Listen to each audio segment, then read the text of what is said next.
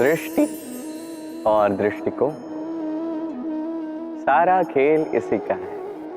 विचित्र है पर यही सत्य है। अब आपको उदाहरण द्वारा समझाता हूं। कई बार आपने किसी व्यक्ति को देखा होगा ये कहते हुए कि मुझे स्वयं पर गर्व है, अपने आप पर गर्व है।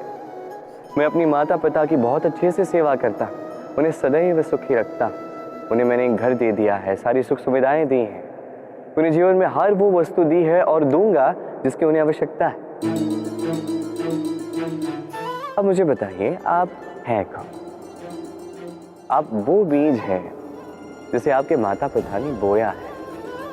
आपके माता पिता ने ही आपको इस संसार में जन्म दिया है। ये सब कहने का औचित्य क्या है? ये हो गया उस व्यक्ति का दृष्टिकोण। अब देखते हैं ये प्रकृति हमें क्या सिखाती है। कभी किसी वृक्ष को देखिए, जब उस पर कोई फल आता है वो माली को ये नहीं कहता कि देखो मैं तुम्हें फल खाने दे रहा। वो वृक्ष ये नहीं कहता कि देखो मैं तुम्हें फल खाने दे रहा। वो जानता है ये माली का ही परिश्रम, ये उसी के कर्म का फल है और उसे ही मिलना चाहिए। वो कहता है तुम्हारा तुमको अर्पण, क्या लागे में। वो जानता है माली का महत्व क्या है। ये उसका दृष्टिकोण था। इसलिए आप जीवन में किस व्यक्ति में, किस पशु पक्षी में, किस प्राणी में, किस परिस्थिति में, किस भाव में क्या देखते हैं, ये आपके दृष्टिकोण पर निर्भर करता है। आप मन में सकारात्मकता जागृत कर लीजिए, शुभ विचार लाई, यही सोच सच बनकर सामने आए। यही दृष्टिकोण ऐसा बन जाएगा कि आपके जीवन में सब कुछ शुभ ही शुभ होगा। प्रतिशोध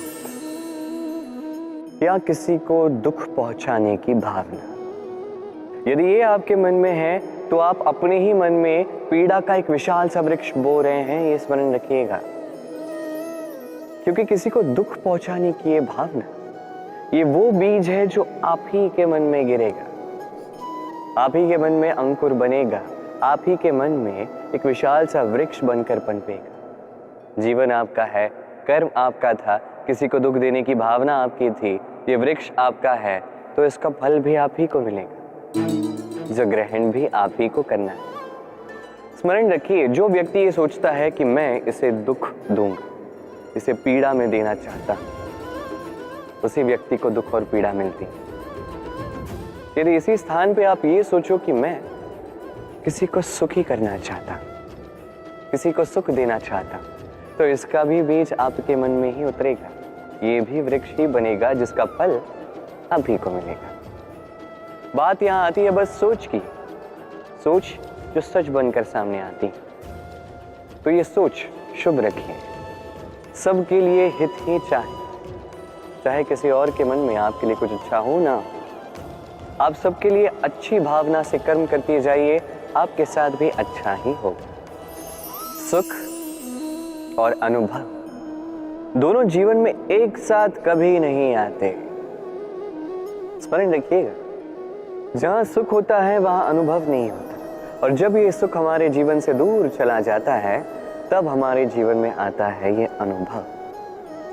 परमात्मा, ये प्रकृति, ये नियति इस अनुभव को हमारे जीवन में भेजते हैं ताकि हम एक अत्यंत महत्वपूर्ण सीख, ज्ञान प्राप्त कर सकें। ये अनुभव हमें सिखाया जाता है कि अतीत में ऐसा क्या था जो हमें नहीं करना चाहिए था। हमें सिखा देता है कि भविष्य में ऐसा क्या है जो हमें करना चाहिए और क्या नहीं करना चाहिए। देखा जाए तो ये अनुभव हमें वही सीख देता है जिसके कारण हम सुख की ओर उचित प्रकार से अग्रसर हो सकते हैं। इसलिए जीवन में जब भी दुख आए, दुख का ये समय आए, तो हताश मत होइएगा। समझने का प्रयास कीजिए कि अनुभव क्यों आया, क्या सिखाने के लिए आया। यदि आप वो ज्ञान प्राप्त करते, सुख के मार्ग पर अग्रसर होते हैं, वो भी उचित रूप से, तो इस अनुभव का मंतव्य ही पूर्ण हो जाता है। जीवन में ऊंचाई पर पहुंचने के लिए मनुष्य को किसकी आवश्यकता होती है? सीढ़ी। किंतु फिर भी हर एक मनुष्य, हर एक व्यक्ति ऊंचाई पर पहुंच नहीं पाता। कारण क्या है? कारण या तो ये हो सकता है कि मनुष्य कल्पना करता जाता है सीढ़ी को खोज ही नहीं पाता। कुछ लोग खोज लेते हैं और उसे पाकर ही इतने प्रसन्न हो जाते हैं कि उससे आगे कुछ कर्म करते ही नहीं। सरल सी बात, बहुत से लोगों को सीढ़ी मिलती नहीं, और मिल भी जाए तो जब तक उस पर चढ़ोगे नहीं ऊंचाई पर पहुंचोगे कैसे? देखिए, जब तक आप परिश्रम नहीं करोगे, जब तक आप ऊपर चढ़ते नहीं जाओगे, जब तक थक नहीं जाओगे, आपके पैरों में घुटनों में पीड़ा नहीं होगी, तब तक इस ऊंचाई पर पहुंचने का सौभाग्य भी प्राप्त नहीं होगा। तो कल्पना के साथ कर्म कीजिए, परिकल्पना के साथ परिश्रम भी कीजिए, सब मिले। हम सभी जीवन में चाहते हैं कि हमें सफलता मिले, हम चाहते हैं कि इस संसार में हमारा यश फैल जाए, हम चाहते हैं कि हम चर्चित हो, किंतु चाहने से क्या होता है? यदि संसार में चर्चित होना है तो परिचित होना होगा परिश्रम से। जब तक आप परिश्रम से परिचित नहीं होगे, सफलता से परिचित नहीं होगे। संघर्ष तो करना होगा, हर दिन, हर वर्ष, जीवन की हर परिस्थिति में हो सकता है नई नई बाधाएं आए, नए नए चक्रवात आए, और आवश्यक नहीं कि हर चक्रवात विनाश के लिए ही आता है। कुछ चक्रवात आपका मार्ग प्रशस्त करने के लिए भी आते हैं, आपके मार्ग को साफ करने के लिए भी आते हैं। यदि आपको उदाहरण दूं तो जब बाढ़ आती है, जब घर बह जाता है, तो हम हताश हो जाते हैं, हम दुखी हो जाते हैं, परंतु वही बाढ़ हमारी धरा को इतना उपजाऊ बना देती है कि उस उपजे अन्न से हम वैसे और 10 घर बना सकते हैं। तो सकारात्मक रहिए और हर संघर्ष के लिए तत्पर रहिए, जीवन में बहुत आगे जाएंगे। जीवन में कभी कभी हम उन परिस्थितियों में फंस जाते हैं जहां हमें लगता है कि हमें कुछ नया करना है, पर हम कर नहीं पाते, क्योंकि कहीं ना कहीं हम परंपराओं से बंधे हैं और हम उन परंपराओं को तोड़ना नहीं चाहते। एक ही प्रश्न आता है मन में, 4 लोग क्या कहेंगे, 4 लोग क्या सोचेंगे? मैं आपसे पूछता हूं, कौन है ये 4 लोग? जब आपका जन्म हुआ तब ये 4 लोग कहां थे? जब आप किसी विकट समस्या में फंस जाते हैं तब ये 4 लोग कहां होते? क्या आगे से आपको हाथ देते, या उन समस्याओं का सामना आप स्वयं करते हैं? इन 4 लोगों की चिंता त्यागिए। यदि आपको जीवन जीना है तो चिंतन कीजिए कि जीवन में क्या शुभ है और क्या शुभ कर सकते हैं। यदि वो धारा के विपरीत बहता है तो संघर्ष कीजिए, किंतु 4 लोगों की चिंता मत कीजिए। ये सोचिए कि जीवन में आप कौन से शुभ कार्य कर सकते हैं।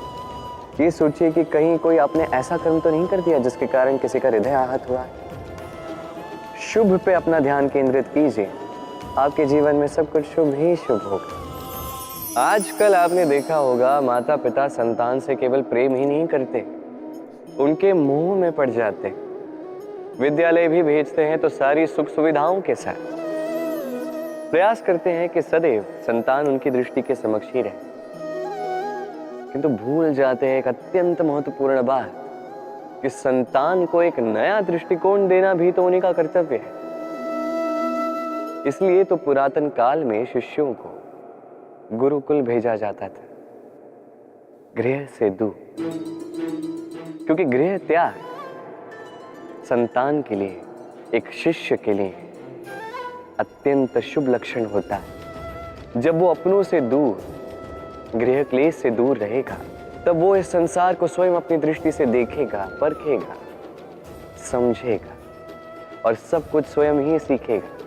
सीख जाएगा कि कब आक्रमण करना है, कब पीछे हटना है, कैसे इस संसार का सामना करना है, और ये आपकी दृष्टि उसे नहीं सिखा सकती,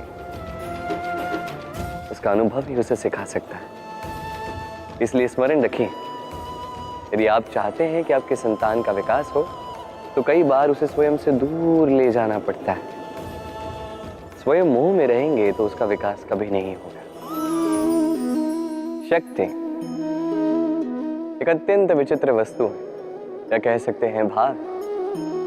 पिता सदैव चाहता है कि वो अपनी शक्ति पुत्र को सौंप सके ताकि वो शक्तिशाली बने, ये उसके हित में हो, और पुत्र सदैव चाहता है कि उसे पिता से ये शक्ति प्राप्त हो सके। किंतु शक्ति प्राप्त करने के लिए पुत्र होना पर्याप्त नहीं, पात्र होना आवश्यक है। यदि आपको सरलता से समझाऊं तो यदि आप सुपात्र हैं और आपको शक्ति दी जाती है तो आपको उस शक्ति का महत्व ज्ञात होगा, कहाँ उस शक्ति का प्रयोग करना चाहिए वो ज्ञात होगा, और ये शक्ति अर्जित की हुई शक्ति होगी तो इसका दुरुपयोग नहीं होगा। किंतु यदि यही आप कुपात्र होंगे और यदि आपको शक्ति दे दी जाए तो क्या होगा? देखा जाए तो ये शक्ति आपको दान में ही मिली होगी, तो ना इसका महत्व आपको ज्ञात होगा, ना इसका उपयोग आपको ज्ञात होगा। इसका दुरुपयोग होना निश्चित है। इसलिए यदि आप कोई शक्ति प्राप्त करना चाहते हैं तो पहले उसके योग्य बनिए, पुत्र नहीं पात्र बनिए। और मेरे साथ प्रेम से कहिए राधे राधे।